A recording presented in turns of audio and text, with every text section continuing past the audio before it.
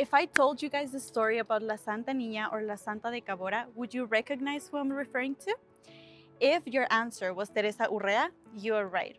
She was born in 1873 in Ocoroni, Sinaloa, next to her mom, Cayetana Chavez, who at the time was only 14 years old, and with her aunt in a small town in Cabora, Sonora.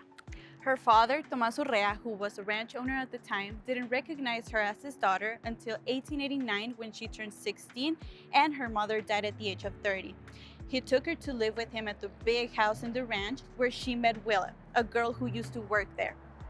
In 1899, in that same year, Teresa fell ill for 2 weeks and she showed no signs of life, which gave the impression that she had passed away. However, at her wake, she suddenly sat up and gasped to grab some air, so everybody was completely shocked. They believed she had died. However, what really happened was that she was in a cataleptic state. Catalepsy is a condition that causes muscle rigidity and significantly slows down involuntary functions like breathing or heart rate.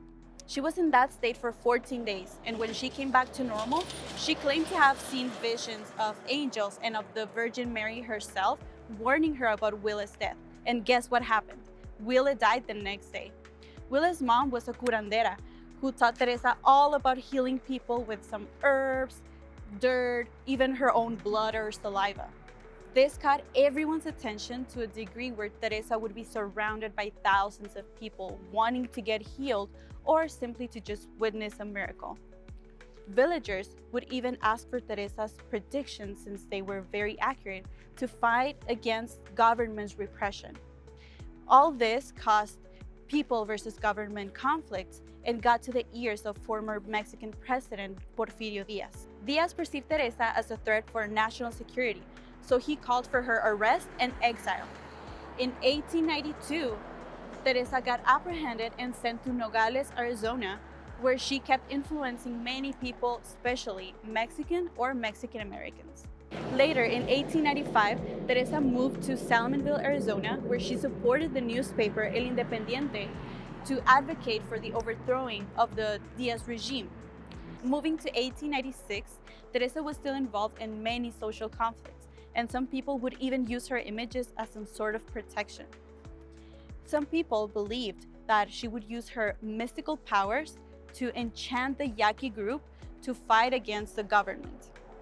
In that same year, she came to El Paso, Texas, and she started living in that building right behind me. However, she was found responsible for many uprisings. Consequently, in 1897, Diaz sent an order to kill Teresa, so she went into hiding. And in the 1900s, she got married to Lupe Rodriguez, who was trying to send her back to Mexico. They divorced, and she ended up falling in love with her translator. They had 2 kids, but she passed away at the age of 32 of tuberculosis. Teresa is a symbol of resistance to oppression. Her body was buried in Clifton, Arizona, but the echoes of her legacy will always be heard on the streets of El Paso. If you guys have any more details of this story, please let us know.